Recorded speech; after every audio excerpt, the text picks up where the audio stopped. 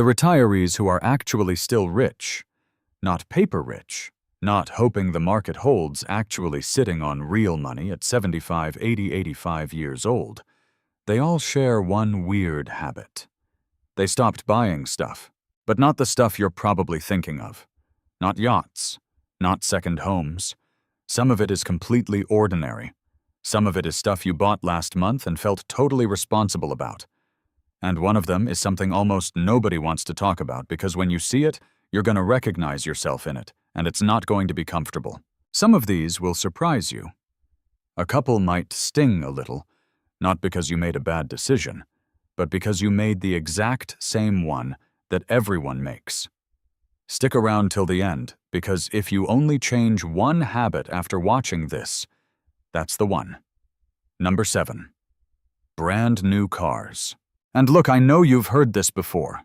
Everybody's heard the cars depreciate the second you drive off the lot speech. I've heard it. You've heard it. We've all heard it, approximately 400 times. But here's the thing. Nobody actually explains. Wealthy retirees aren't skipping the new car because they can't afford it. They're skipping it because they did the math, and the math is genuinely embarrassing. Here's what actually happens. You buy a new car today, let's say a nice but not outrageous SUV somewhere around $62,000. You drive it off the lot. It's already worth $55,000. You know why? Because now it's a used car. That's it. That's the whole reason. One right turn out of the dealership and you just lost $7,000. For what? The privilege of being the first person to spill coffee on that seat? By year 3, if you financed it, still making payments, still paying full insurance on a vehicle you don't technically own yet, that same car is worth somewhere between $37,000 and $39,000. You've watched $23,000 evaporate with new car smell. I knew a retired engineer worth about $2.2 million. This man drove a 2009 Honda CR-V with a dent above the rear wheel well that he kept saying he'd get around to fixing. He never fixed it. He used to say, "That dent saved me $400 and I'd make that trade every single time." Meanwhile, his brother-in-law, still working part-time at 73, because he had to, was on his 3rd new lease in 7 years because he liked driving something that felt like him. Tell me again, who was actually winning? Wealthy retirees buy 2- or 3-year-old cars cash if they can swing it, and they drive them into the ground. Boring extremely. Effective also extremely. Number 6. Extended warranties. And if you've ever bought one at a checkout counter at a dealership or anywhere that was not entirely your own idea, this one might sting a little. Here's what I want you to picture. You just bought a $1,299 refrigerator. The salesperson smiles at you with that concerned little face like a doctor about to tell you your dog has 6 weeks to live, and says, "Would you like to add the protection plan? It's only $249 for 3 years. And in your mind, you're thinking, yes, that seems prudent. That seems like the kind of responsible thing a financially secure adult would do. What you're actually doing is funding someone else's 3rd quarter bonus. The profit margins on extended warranties run somewhere between 50 and 80%. 50 to 80%. The refrigerator they just sold you, maybe 10% margin. The warranty on the refrigerator, pure profit. Pure profit. Here's the actual math on what this costs you. The average household owns somewhere between 15 and 20 major appliances and electronics over a retirement. At $249 per protection plan, and some go much higher, you're looking at between $3,735 and $4,980 over the course of a retirement just in warranty premiums. The actual claim rate on extended warranties sits around 12 to 15%. You are, in the most literal sense, betting against odds the store calculated specifically to beat you. I knew a retired accountant someone who literally analyzed numbers for a living, who kept a running tally of every extended warranty he'd been offered over 30 years. He told me, "I calculated once that if I'd bought all of them, I'd have spent over $4,000 and used maybe 2. He never bought a single one. He put the money in a home repair fund instead. He called it his break-fix account. Every time something broke, the account covered it, and it still had money left over. Wealthy retirees self-insure the small stuff. They don't need the warranty because they have the fund. Extended warranties promise peace of mind. What they deliver is a receipt and a call center in a different time zone." Number 5. Trendy home renovations. And I want to be clear right away, this is not about not improving your home.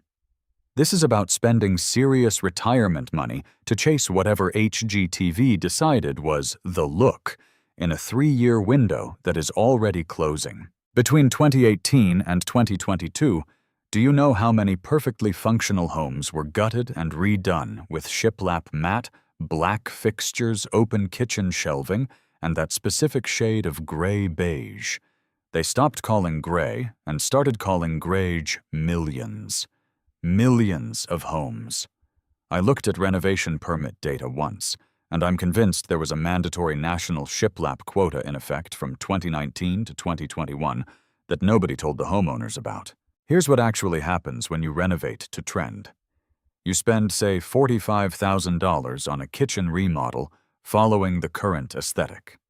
According to renovation ROI data, you'll recover somewhere between 60 and 70 cents on the dollar if you sell while the trend is still relevant.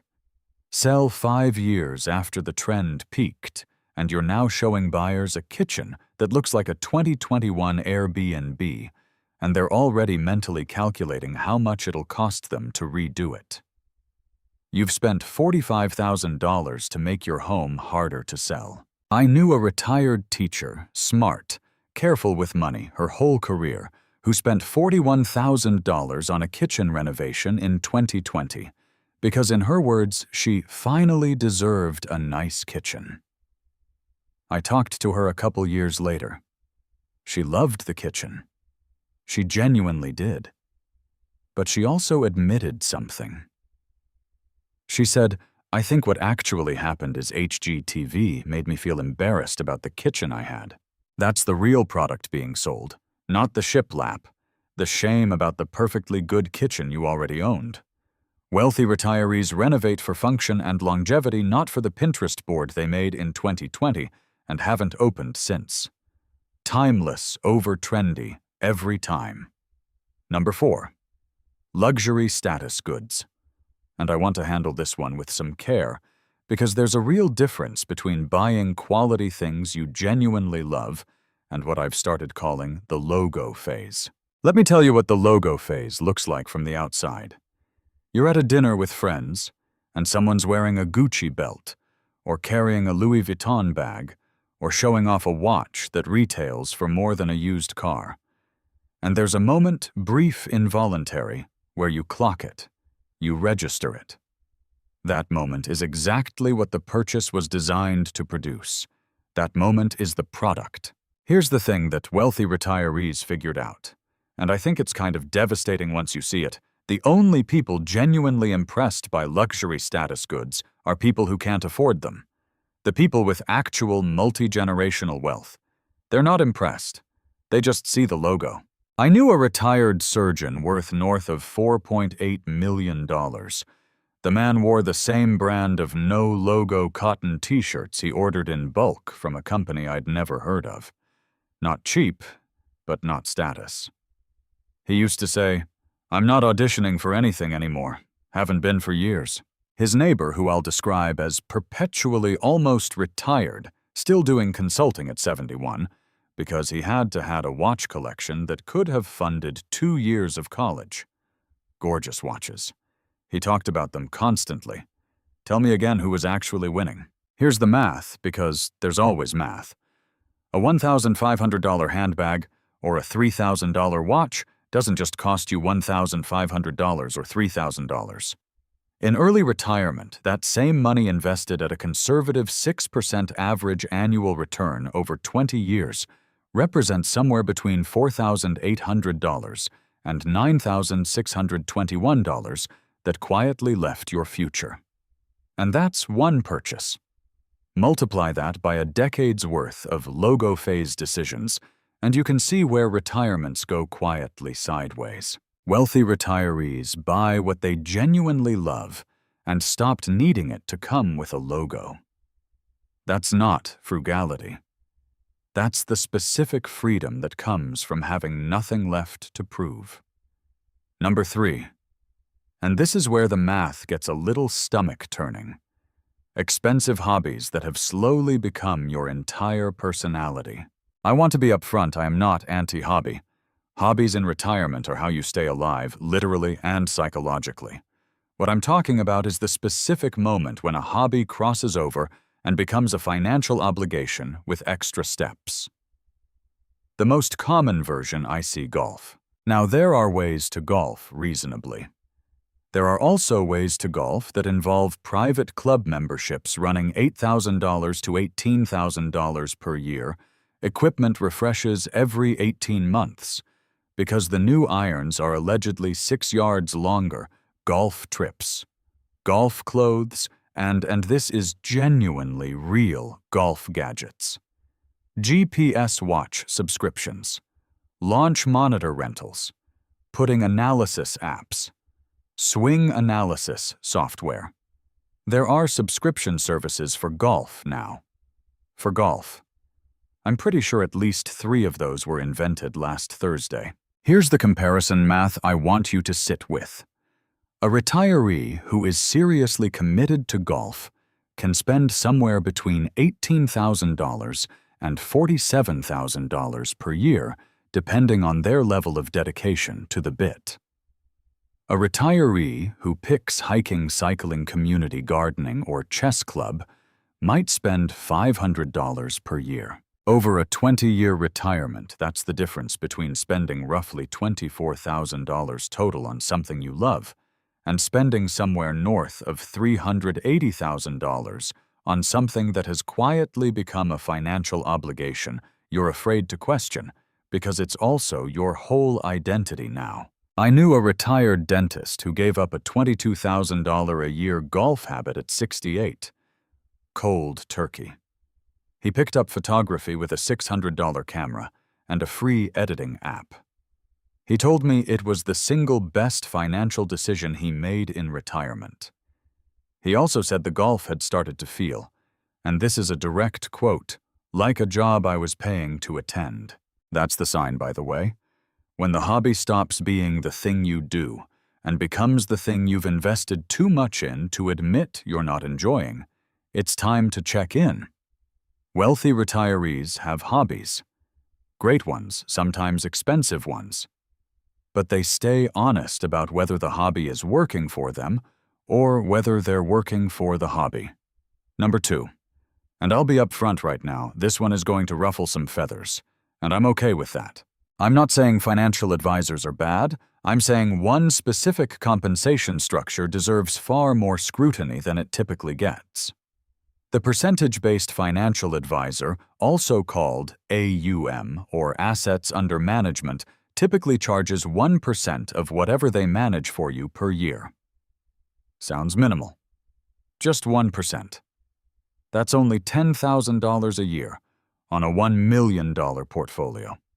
No big deal, only here's what actually happens when you factor in compounding over a 25-year retirement.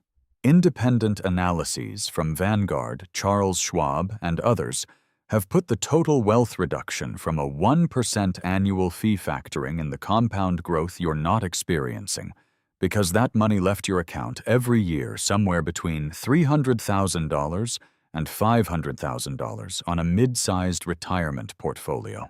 $300,000 to $500,000 for advice that in many cases amounts to a quarterly check-in call, an annual rebalancing and performance that, according to the data trails low-cost index funds the majority of the time.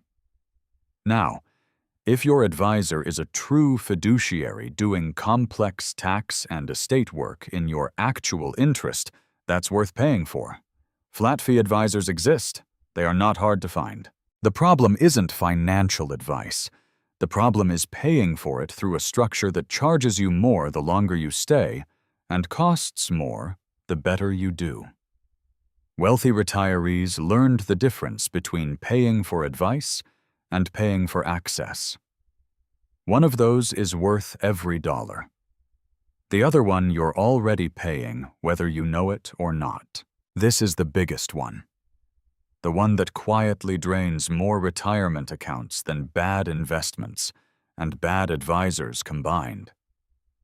And it's the one almost nobody talks about because it lives in territory that feels uncomfortably personal. Number 1, emotional purchases. Not planned purchases. Not even impulsive purchases exactly. The specific kind of spending you do not because you want a thing, but because you're feeling a thing and your wallet is what's closest. You know what this looks like. You're bored on a Wednesday afternoon. Not the productive kind of busy bored, but the particular kind that retirement sometimes delivers without warning, where the to-do list is finished and the house is quiet, and you don't quite know what to do with yourself, or your body, or the next 3 hours. And you pick up your phone. Not for anything specific. And 40 minutes later, you've ordered a kitchen gadget, you already own a book you'll probably never read, and a set of organizational bins for a drawer that was perfectly organized before. You're lonely, not dramatically, just a little untethered, and you call your friend, and she doesn't pick up, and your kids are busy, and so you order something. Not because you need it, because having a package arrive means something is coming, something to look forward to. Your neighbor just posted photos from a Mediterranean cruise. You scroll past it, and before you're fully aware of what you're doing, you've clicked over to the cruise line's website and you're looking at departure dates, and it's not fully in the budget right now, but maybe if you just moved a little around. This is what wealthy retirees learned to stop. Not spending, not enjoying their money. The spending that starts from a feeling and reaches for an object to resolve it. They developed what I call emotional spending immunity. It's not that they don't feel those things, the boredom, the loneliness, the comparison pull. It's that somewhere along the way, they learned to see the feeling for what it is before the wallet comes out. They built the pause. The question they ask, and I believe it is the single most powerful financial question you can carry into retirement, is this: will I still be glad I bought this in 30 days? Not, is this a good deal? Not, can I technically afford it? Will I still be glad I bought this in 30 days? That question has stopped more unnecessary spending in my own life than any budget I've ever made. I mean that. Here's what I want to leave you with.